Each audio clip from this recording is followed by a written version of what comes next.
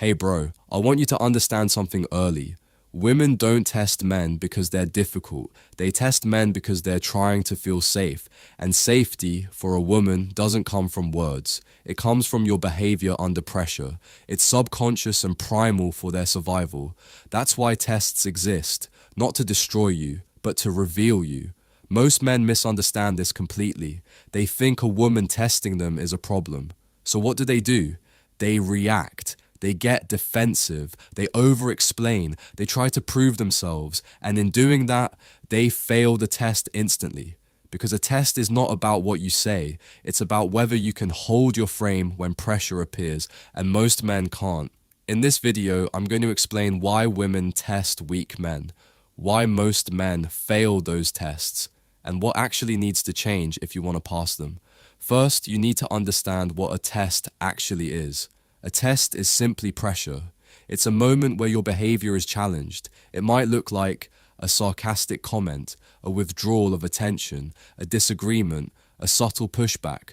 On the surface, it looks small, but underneath, it's asking one question: are you stable? Because if you're not stable, you're not safe to follow.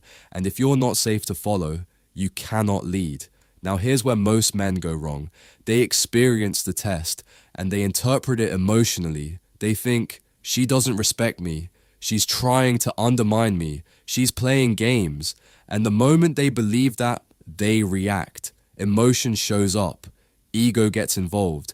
And now their behavior is no longer controlled. It's automatic.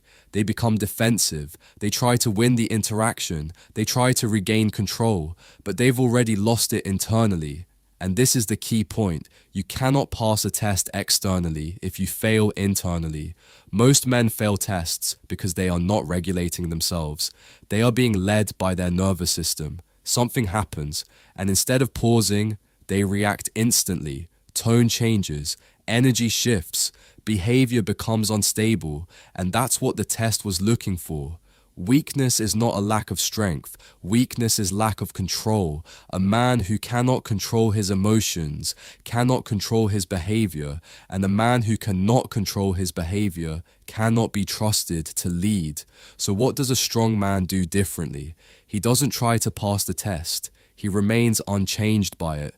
When pressure appears, he doesn't speed up. He doesn't justify himself. He doesn't chase approval. He stays grounded because his behavior is not dependent on the situation. It's dependent on his structure. This is where most men are missing something fundamental. They don't have pre-decided standards. They act based on how they feel. If they feel confident, they lead. If they feel uncertain, they hesitate. If they feel challenged, they react. That's not leadership, that's instability.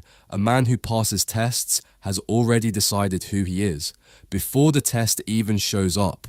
So when pressure appears, he doesn't need to think, he doesn't need to adjust. He simply acts in alignment with that identity.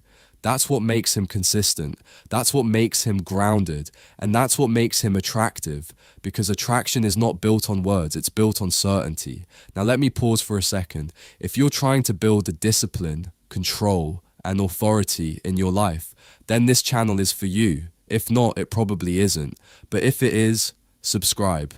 Now here's the deeper truth. Women don't consciously think, I'm going to test this man. It's automatic, it's biological, it's driven by instinct. They are constantly assessing, can this man handle pressure? Can he remain composed? Can he lead when things are uncertain? And if the answer is no, respect drops, attraction fades, and the dynamic shifts, not because she wants it to, but because your behavior created it. So how do you change this? It starts with three things. First, pause before reacting. That moment is everything, because the pause is where control exists. Without it, you're just reacting automatically. Second, stop taking tests personally. A test is not an attack, it's information. The moment you personalize it, you lose control. Third, build internal structure. Decide who you are before the moment arrives, because when pressure shows up, you don't rise to your intention, you fall to your structure, and most men have no structure, which is why they fail.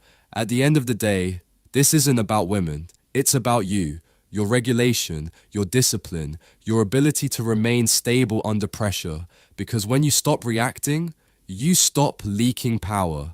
And when you stop leaking power, you become a man who can lead. Let me ask you something. When pressure shows up in your life, do you stay the same or do you change? Because that determines everything. If you're serious about building discipline, control, and authority, you already know what needs to happen next.